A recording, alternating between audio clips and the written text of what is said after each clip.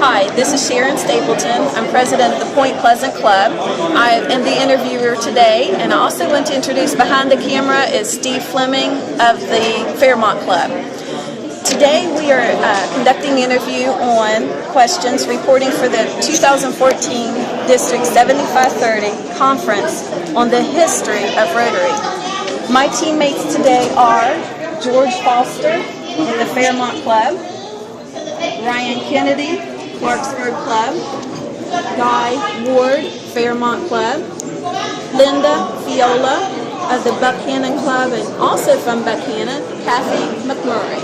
Welcome each of you to District Conference 7530. Today, our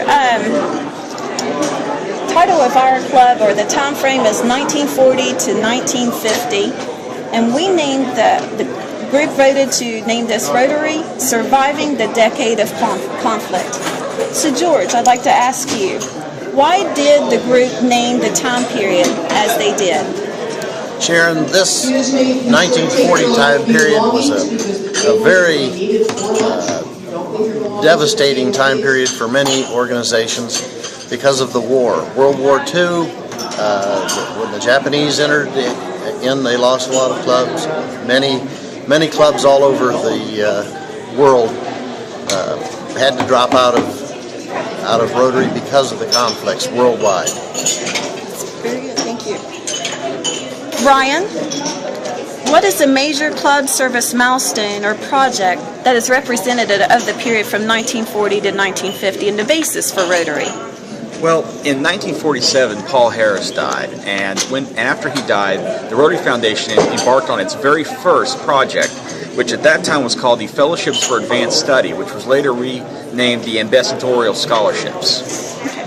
Ryan, also would you mind describing the financial status of the Rotary Foundation during this time period? Well, in 1947 to 1948, which was just a few years after World War II ended, donations to the Rotary Foundation exceeded $955,000, and that would have been in 1940s dollars. Right. So that was great even at that time. At this time, I'd like to ask Guy and Linda a question. What is a major Rotary Foundation milestone or project that is representative of this time period? Well, one milestone was in 1943 to 44. It was 290 clubs and 21 districts sponsor Institutes of International Understanding. And between 1943 and 1946, Rotarians in London, England met preliminary to UNESCO, and Rotarians participated in preparing and chartering the United Nations. Rotary International fosters worldwide support for the United Nations.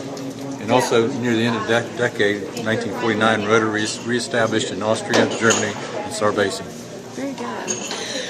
Miss Kathy, I'd like to ask you a couple of questions. First, describe the status of the number of Rotary clubs and Rotarians during this time period. At the beginning of the decade in 1940, there were 5,066 clubs, 213,800 members. By 1950, membership had grown to 6,834 clubs, 329,342 members. What was something about this time period you didn't know, but it was very interesting for you to find out as we discussed this? It was in 1949 and 50 that the four-way test plaque was distributed to all Rotary clubs. Thank you. Final, I'd like to ask George again, thank you. What is the lasting legacy of this period on Rotary today? I'd have to say the lasting legacy was Rotary itself.